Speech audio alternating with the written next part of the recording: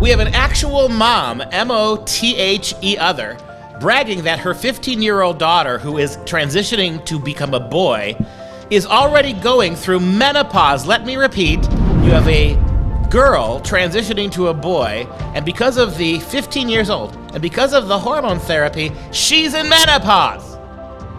Yeah, nothing says manhood like sterility, osteoporosis, and the bodily change of life in an otherwise healthy teen girl. I'm Duke, she's Katie, and what planet are we living in?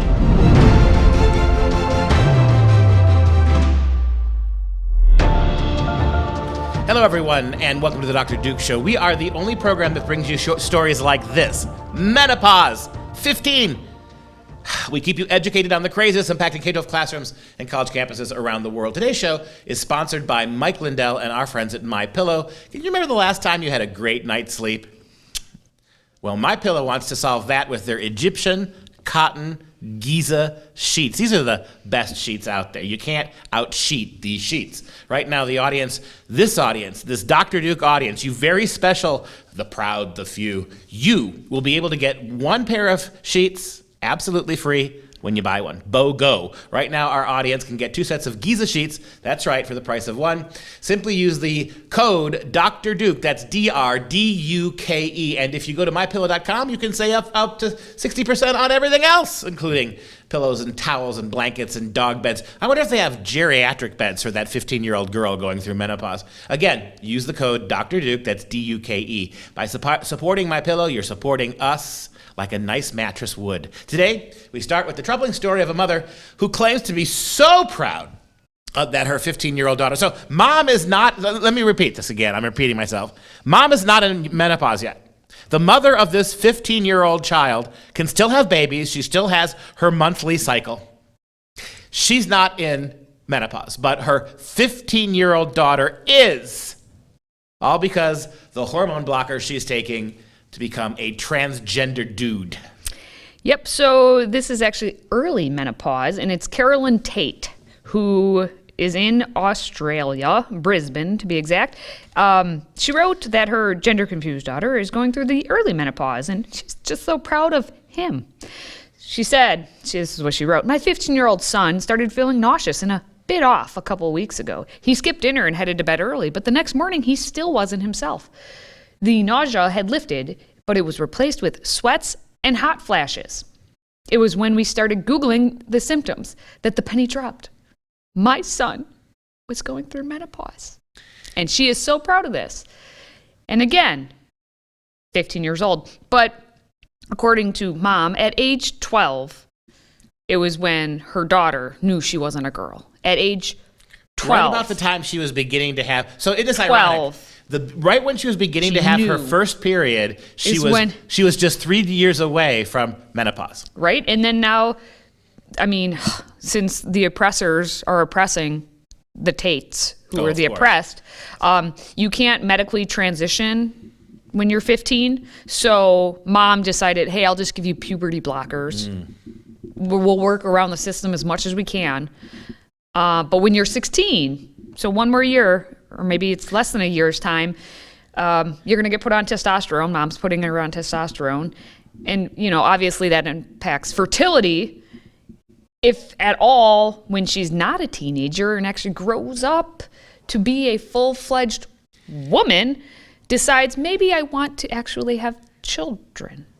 Well, maybe she'll just marry a guy who's a dude who's a woman, and they'll call it what that. This is what happened. I wonder if this 15-year-old girl, who's now a 15-year-old, on the way to becoming a 15-year-old boy, at least according to trans people, and she is experiencing menopause. I wonder if she's going to start eating dinner at 4 o'clock. Might as be well. In bed by 8 o'clock. Menopause, right? The geriatric said dinner at 4 o'clock. It comes with the territory. In bed by 8 o'clock. Up at 4 a.m. This Australia. This is what happens when you got to put a shrimp on somebody's Barbie. It's not necessary. It's unnecessary. Take the Barbie and don't put shrimp in the Barbie. It's not a good idea. Okay, mate? Wow. Any other stereotypes? You going to bring in Crocodile Dundee while you're at it? That would be more like a bad pun. Paul Hogan. Gonna bring in Paul Hogan. Not really. References. It's more like a puberty Sheila. menopause. Menopause happens before you're geriatric. Although I just had a baby and I was geriatric, according to medical science. I got a question that Science. maybe you can help me with, because you do have your original girl parts, right? Yes, okay, I do believe so. Glad to know. Unless they were taken when I was Would you even sleeping, know? would I even know? I wouldn't. So it's menstruation, menses, and menopause. That's why I'm oppressed. Why do all three of those words begin with the word? Shouldn't if we're putting shrimp on Barbies, otherwise perfectly healthy Barbies getting stuffed with shrimp, why would, with everything else we're changing, why does that stay? The fact that you're trying to put these two together, I can't get over it. Back to this story. Not talk to him anymore. So, according to the St. Louis Children's Hospital, That's St. Louis to you billabong. St. Louis. St. Louis. Anyway, in St. Louis, they released, a list, I guess, explaining possible side effects of these puberty blockers, which this girl is already on. Lower bone density. They rate, to protect against this, we work to make sure every patient gets enough exercise, calcium, vitamin D, which can help keep bones healthy and strong. We also closely monitor patients' bone density. There could be delayed growth plate closure, leading to slightly taller adult height, which in this case probably they would want. Less development of genital tissue, which may limit options for gender-affirming surgery, the bottom surgery as they call it, later in life. Wait, so less tissue to actually create the penis? Is a layman's so you're turning into a boy, but it's actually an under-equipped boy. Okay.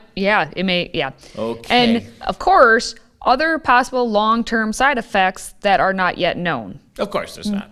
Because why would we have why would we even know what the long-term effects are? Because we haven't had this going on. Because you shouldn't be giving any teenager puberty blockers. Well, and what puzzles me is the mom in this. I mean, I could see this mom being torn. I could see her having sleepless nights. I could see her wanting to quote unquote do best by her children, and yet being conflicted. This mom has got her big mug in all of these pictures. She's so proud of herself. Look at that. Look at me. Look what I did. Look what I did to my daughter. Yep. Take a look. Can you see it? Well, according to mom. And by the way, I know why she did it. Feminine vanity. Now she can say she looks younger than her daughter. This is true. But it's also and I don't know what generation she is, it doesn't matter. Right now, this time period, if you have children, you are trying to just give them everything they want because you don't want to seem like you're actually being a parent. You want to be a friend. You want to be a confidant. You want them to take Instagram photos with you all the time. And talking together. And talking the ticks together. Yes. According to mom, where he was once depressed, referencing her daughter, disengaged and, as doctors put it, ambivalent about living, he is now happy, comfortable in his own skin, and optimistic about his future. Why would anyone want to deny him that? It's mom's job, and dad, if there's a dad, to work through that with the child. Not to just, okay, let's just give puberty blockers, and that's going to be the magic pill or magic shot in this instance. There are a lot of things 15-year-olds want to be fulfilled. Oh, How yes. many of them would you actually give them? Oh, yes, good. I mean, and ones that are so extreme and impactful, right? For the rest of your life. Is it fair to say that this is having an effect on the biology of the boy, or the biology of the girl who wants to be a boy? Is this this is like smoking crack? If you think about how crack ages you, it makes your teeth fall out. It makes you look 20 years older. Haven't done crack, so I don't. Maybe I don't know. Bring upon early menopause. So would you give your kid crack, Mom, if it made him feel better? According to mom, what I know about parenting is that Not much. I'm just the custodian to these children living in my home. I'm here to love them and do what I can to help them to grow into whoever they know themselves to be. Because what the world needs is more people who are truly comfortable being themselves and who accept and celebrate others for doing the same. So Question, mom. Pedophilia. If I'm just out here being in this world, needing more people who are truly comfortable being themselves. What if I'm a pedophile? Then you have to. Are you okay with that? Are you comfortable with that, Mom? Where do you draw the line? Yeah, Is there a line? At 12 years old, you're letting her make decisions. You're letting him make decisions that will affect the rest of his life. And and you're not going to be there, Mom, when he suffers that regret or remorse or when he becomes suicidal, because it has nothing to do with bullying transgenders. I mean, if transgenders are indeed bullied, they're the most pampered, bullied minority in the history of the world. In the whole history of the world, there is no more pampered, looked after, fretted over 0.01% minority like these people.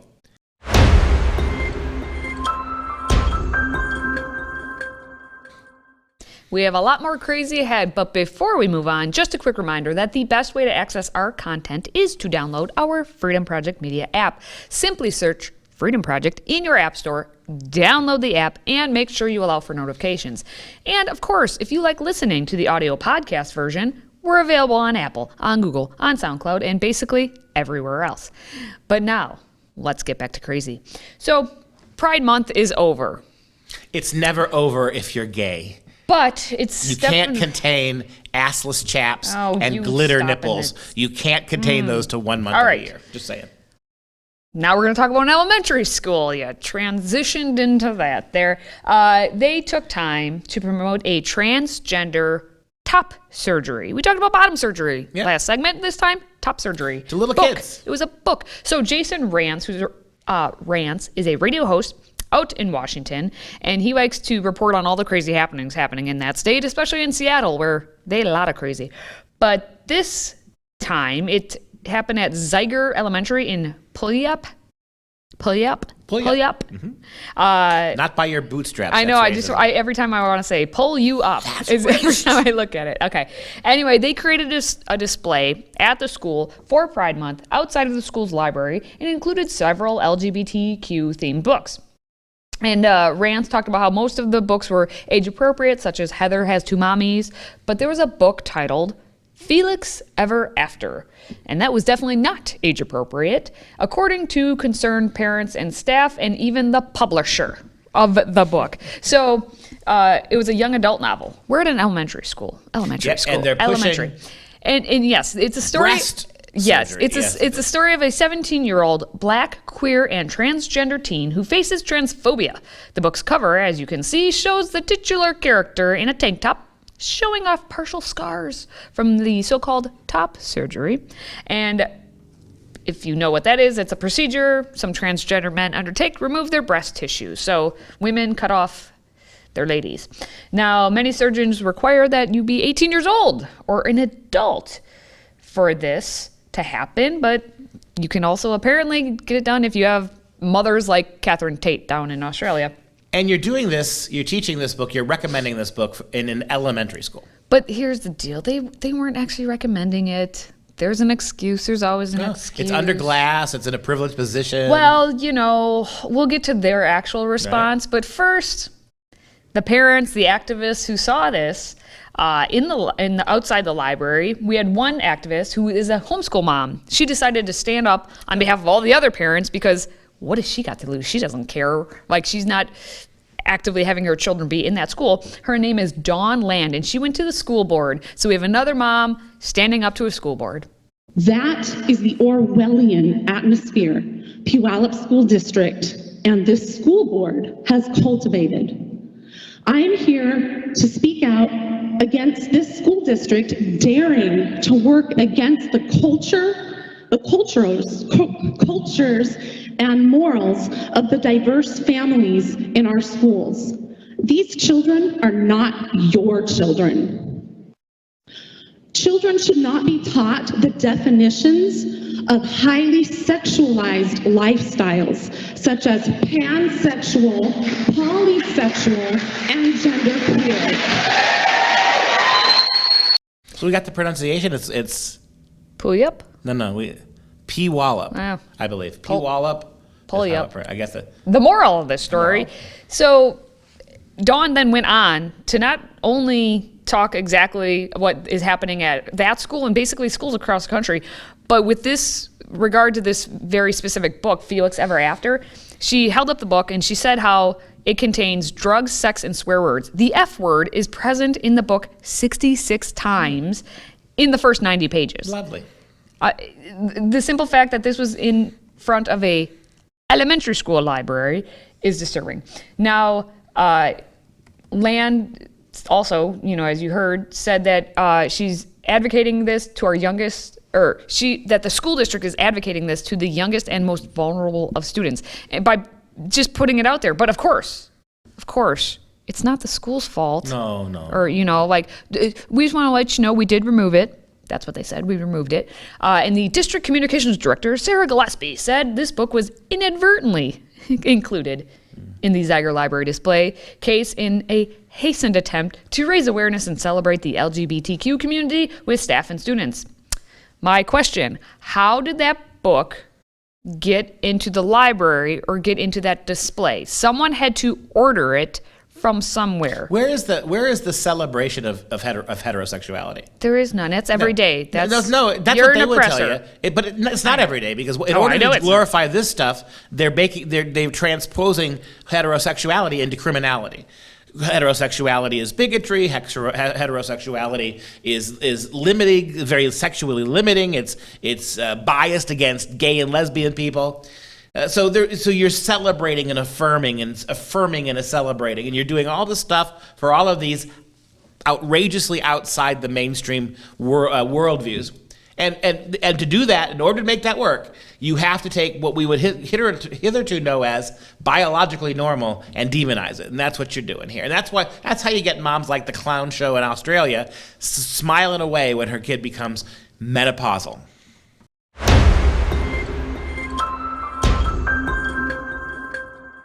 So Ohio Democrats are savages, and not in the good kind of like savage, man, that was great. It's more in the their bestiality or something, which they are into.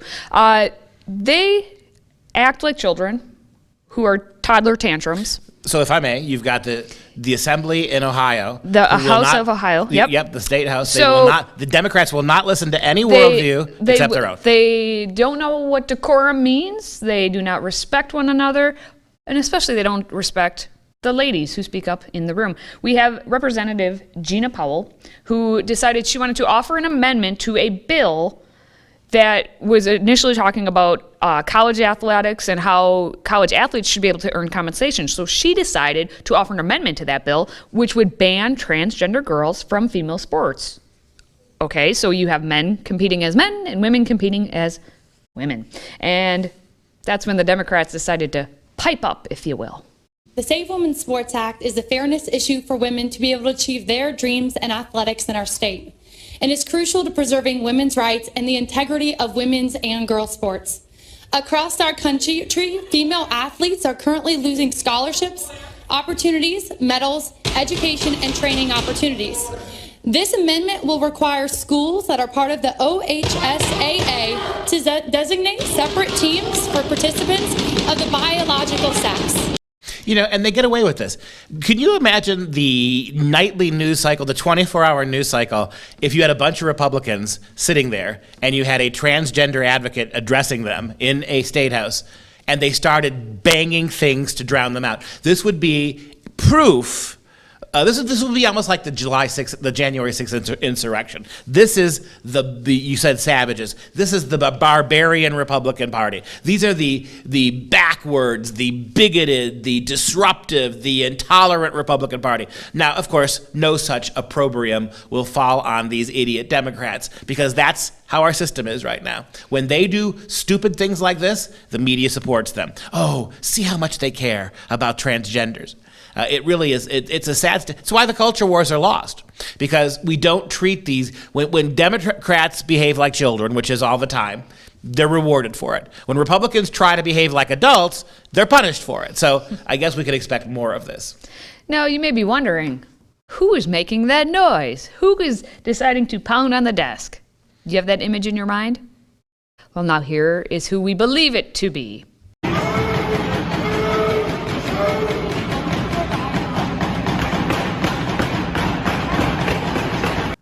So giant baby man. The best part of that whole thing is the guy in the front and the woman in the front being like, it's how we all feel, the cringe, cringe. It's literally giant baby man with his bottom lip stuck out like a baby. Whoa. right? Now, we're not 100% sure that was Mr. Skindell. But look at the tie. It's the same tie. I believe it's the same tie. I did my investigative work, and I checked out who voted for or who voted against this bill then, and I checked all of the male names. Maybe I should have checked the female names. And that's who came up. Now, Mr. Skindell is 58 years old. Is that how a 58-year-old from Cleveland, Ohio acts? And that's the kick in the pants. He had to be from Cleveland, Ohio. I mean, as a 50s? native of Cleveland, Ohio, he's exactly what you'd expect. A completely clueless, spoiled brat Democrat politician who thinks the world revolves around him, and you're from the stinkhole city of the entire country. So way to go, fella. Just so everyone knows, the bill did pass almost unanimously, 58 to 36, and of course it was almost all on party lines, so.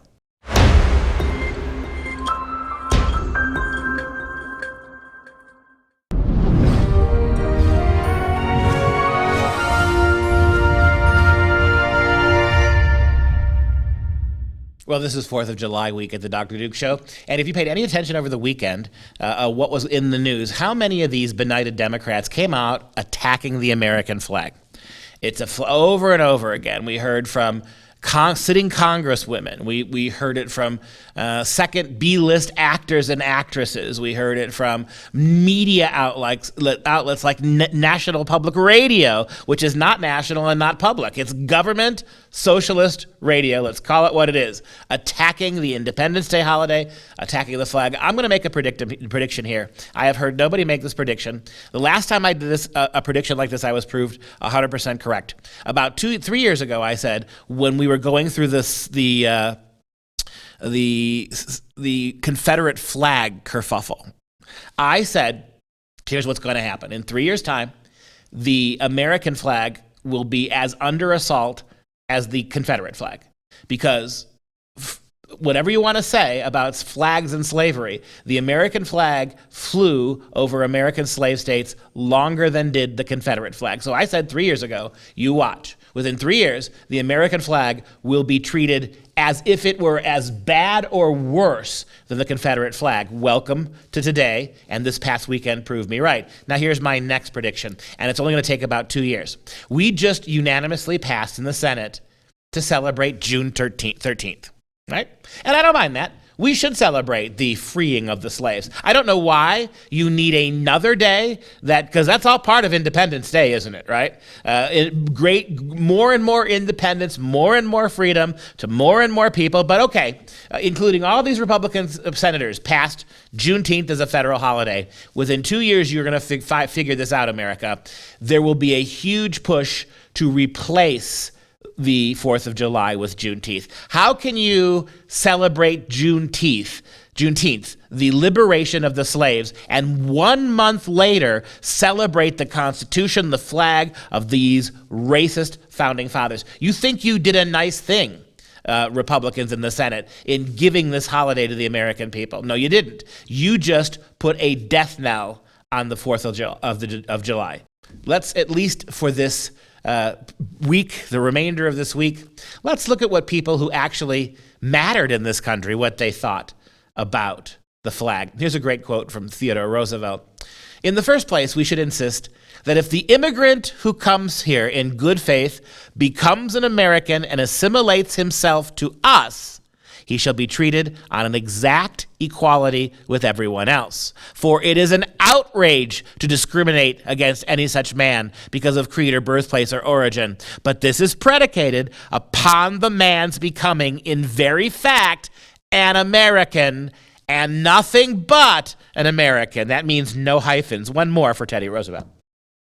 There can be no divided allegiance in this country. Any man who says he is an American, but something else also, isn't an American at all. We have room for but one flag, the American flag. We have room for but one language here, and that language is the English language, and we have room for but one sole loyalty, and that is a loyalty to the American people. Strike one, strike two, strike three for all Democrats, progressives, social justice warriors, and otherwise anti-American ignorant and otherwise anti-American clowns who do not know what the history of this country is. Okie dokie. If you enjoy our content, please consider supporting us by joining the Patriot Club. Your one-time $99 tax-deductible donation allows us to bring you these crazy stories every day. Simply visit patriotclub.us to get signed up. And of course, as a little thank you, we will ship you our signature tumbler. Now, we want to take a moment to show some love to our Patriot Club members, and today we're giving a shout out to LaDonna from White House, Ohio. Sorry for having you live in that state, but thanks for supporting us. LaDonna. And that wraps up this show. For Freedom Project, I'm LaDuke, she's LaKatie. Until next time, stay La-educated, my friends.